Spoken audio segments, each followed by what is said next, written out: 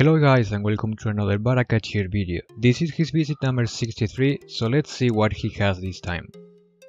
The first item we have is the Prisma Obex, a Prisma version of the normal Obex that offers 0.3% more attack speed along with 20% more status chance, which is a very nice improvement because that extra status chance in a weapon with such high attack speed like this is going to allow us to break status many times. Of course, I am going to be working on a Prisma Obex build in the next days, so you can expect that as well.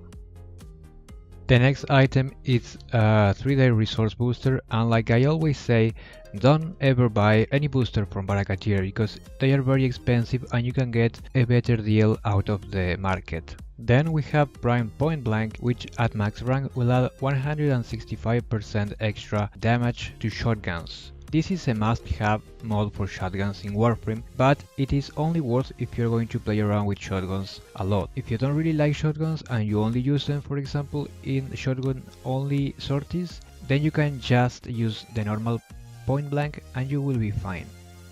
Next, we have primed fast hands, and this is a little bit more niche mod. It is very useful for some weapons like the Rubico for example, or the Tonkor, but not for most rifles in general. So this one I would say that it's up to you. If you like to use one of those weapons that will really benefit from primed fast hands, then go ahead. If not, you can use the normal fast hands. Moving on, we have primed pistol gambit, which at max rank will add 187% critical chance. This is in my opinion a must-have mod for secondaries. We already have very strong secondaries that will really benefit from that extra critical chance, like for example the Stiletto Prime, the Lex Prime, the Brag, the AK Lex Prime, and so on. So definitely worth it in my opinion. Of course that at the end it's up to you if you like to play with secondaries or not, if you like to play with crit secondaries or not, so again it's up to you really. But my recommendation is to definitely get it. Next we have the Secada, which is a little cosmetic item that you can display on your shoulders. It costs 400 ducats, so it's a very expensive little cosmetic item, so unless you have the ducats and you really like this item, I don't really recommend you to buy it. The next item is the Prisma Sandana. To be honest, this is the one I used to use when I first started Warframe, before I got all the Misa Prime and all the other ones that I use now, and it's a pretty nice looking Sandana. It's a little bit expensive at 400 ducats, but if you have the ducats, then go ahead, why not?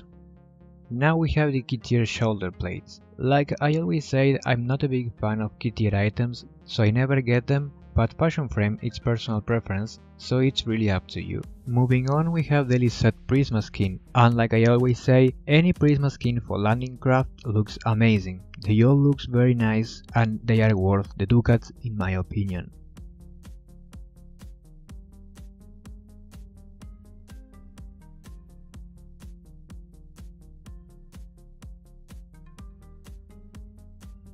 Next we have the Prisma Arrow skin along with the key tier Cavat armor set. I don't really like any of these items, so I never bought them.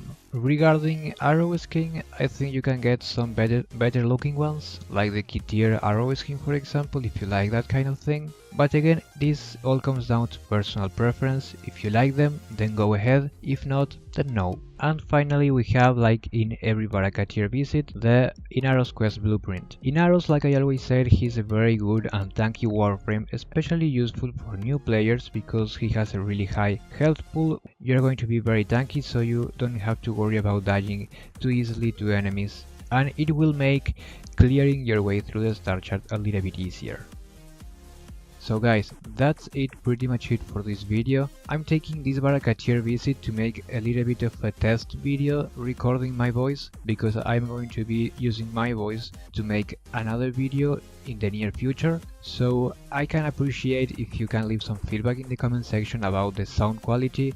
I know beforehand that it's not going to be the best because I am using the microphone from my headset to record, which is an HyperX Cloud 2. and the microphone from this is not very good. But I just want to know if you have any problems to understand, or whatever information that you think it's relevant, to make sure that you can understand my voice and don't have major problems to understand what I say. So thank you very much for watching. As always, if you enjoyed, please don't forget to leave a like or a comment, and we will meet again in the next one.